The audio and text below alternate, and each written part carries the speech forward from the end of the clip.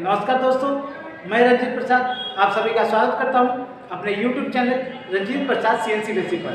दोस्तों, आज का वीडियो का टॉपिक है calculation of centre out radius, यानी कि यदि सेंटर आउट रेडियस हमें कैलकुलेट करना हो तो हम किस तरह से करेंगे, उसी के बारे में आज हम फुल डिस्कस करेंगे।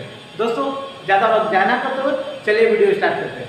दोस्तों, ये ड्राइंग आप लोगों को साफ साफ दिखाई दे रहा है, जो कि इसका डाया 25 दिया हुआ और इसका डाया 45 दिया हुआ, और यहाँ से यहाँ तक इसका लेंथ 15 दिया हुआ और यहाँ से यहाँ तक इसका लेंथ 35 दिया हुआ, और यहाँ पे 1 × 45 डिग्री का चेम्बर है। दोस्तों, आप लोगों को बता दूं कि सेंटर आउट रेडियस वो रेडियस होता है जो कि स्मॉल डाया पर बिग रेडियस हमें बनाना हो, उसी को सेंटर आउट रेडियस कहते हैं। तो यदि इस तरह से दिया हो तो हम उसको किस तरह से कैलकुलेट करेंगे, उसी के बारे में आज हम जानेंगे। दोस्तों, जैसे कि यहाँ पे देखिए रेडियस दिया हुआ 25, इसका डाया दिया है 25, ठीक है, यानी 25 डाया पर हम 25 का रेडियस बनाना है, ठीक है। तो इसको कैलकुलेट करने के लिए देखिए सबसे पहले हमें ये फाइंड आउट करना होगा कि हमें टोटल कितना कोऑर्डिनेट इसमें निकालना होगा। देखिए यहाँ पे 1 2 3 4 5, यानी कि टोटल 5 कोऑर्डिनेट हमें निकालना है, ठीक है दोस्तों। तो पहले नंबर 1 कोऑर्डिनेट से चलते हैं। इसका डाया 25 दिया हुआ,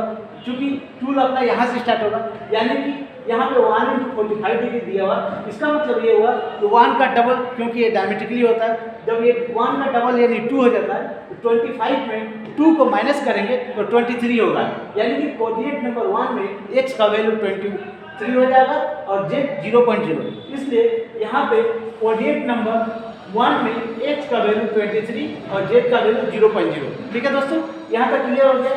अब कोऑर्डिनेट नंबर 1 से कोऑर्डिनेट नंबर 2 पर जाने के लिए हम यहाँ पे x का वैल्यू 25, क्योंकि अपना डाया यहाँ पे 25 दिया हुआ, इसलिए कोऑर्डिनेट नंबर 2 में x का वैल्यू 25 और z का वैल्यू -1 इसलिए क्योंकि यहाँ पे चेम्बर का लेंथ 1 mm दिया हुआ, इसलिए यहाँ पे z का वैल्यू -1 करेंगे, ठीक है दोस्तों। देख, कोऑर्डिनेट नंबर 2 से कोऑर्डिनेट नंबर 3 पर जाने के लिए x का वैल्यू 25 होगा और z का वैल्यू -15 होगा। यहाँ पे -15, यहाँ पे हमें यहाँ से यहाँ तक का हमें लेंथ पता नहीं है, उसको फाइंड आउट करना है। ये -15 किस तरह से है, देखिए दोस्तों, ये यहाँ पे अपना 25 का रेडियस बन रहा है, ठीक है।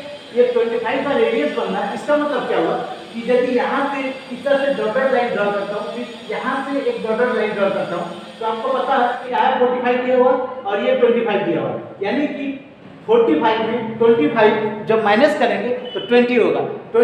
इसका मतलब ये होगा कि यहाँ से यहाँ तक 10 और यहाँ से यहाँ तक 10, इन सब को ऐड कर लेंगे तो टोटल 45 हो जाएगा, ठीक है दोस्तों। अब देखिए, अब आप लोगों को पता है कि यहाँ पे 825 का रेडियस बनाना है। इसका मतलब ये है कि अपना सेंटर पॉइंट यहाँ पे रहा होगा, क्योंकि जब यहाँ पे सेंटर पॉइंट है तब ये रेडियस कुछ इस तरह से बड़ा बनेगा 25 का, ठीक है दोस्तों। अब देखिए, यहाँ पे अपना सेंटर पॉइंट है और यहाँ पे ये सेंटर पॉइंट से लेकर के यहाँ तक यदि लाइन ड्रा करता हूँ, ठीक है, और यहाँ से यहाँ तक एक लाइन ड्रा करता हूँ, यानी कि जहाँ पे रेडियस एंड होगा, ठीक है। अब देखिए, इसका पता है हमें कि ये रेडियस 25 का दिया हुआ और यहाँ से यहाँ तक हम लोगों ने ऑलरेडी 10 कैलकुलेट कर चुका है, यानी कि जब 25 में 10 को माइनस करेंगे, इसका मतलब ये हुआ कि यहाँ से यहाँ तक अपना लेंथ 15 हो गया, ठीक है दोस्तों। अब आप लोगों को पता है कि सेंटर पॉइंट से यहाँ तक कोई भी लाइन टच करे, यानी सर्कमफ्रेंस पर कोई भी लाइन टच करता है वो रेडियस के बराबर ही होता है। इसका मतलब ये है कि ये 25, इसका रेडियस 25 होगा, ठीक है दोस्तों। यहाँ तक क्लियर हो गया। अब देखिए, जो ट्रायंगल दिखाई दे रहा है, इसी ट्रायंगल को यहाँ पे बड़ा करके ड्रॉ कर लिया, ठीक है, और इसका वैल्यू 25 है और इसका वैल्यू 15 है, ठीक है। यानी कि जब यहाँ पे 2 वैल्यू दिया हो तो आसानी से हम लोग पाइथागोरस थ्योरम अप्लाई करके तीसरा वैल्यू फाइंड आउट कर सकते हैं, ठीक है दोस्तों। आप लोगों को पता है पाइथागोरस थ्योरम, लंबी भुजाओं का स्क्वायर इक्वल टू दोनों छोटी भुजाओं का स्क्वायर का योग। इसमें लंबी भुजा क्या है, AB, यानी कि AB का स्क्वायर करती है, प्लस BC यानी BC का स्क्वायर किए, प्लस AC का स्क्वायर। अब देखिए, यहाँ पे AB का जो वैल्यू है वो यहाँ पे पुट कर देंगे। यहाँ पे AB का वैल्यू 25, यानी कि 25 का स्क्वायर इक्वल टू BC का वैल्यू 15 दिया हुआ, इसलिए 15 स्क्वायर प्लस AC का वैल्यू हमें नहीं पता है, वो जैसा रहेगा वैसे लीजिए, इसलिए यहाँ पे AC जैसे वैसे लीजिए, ठीक है दोस्तों।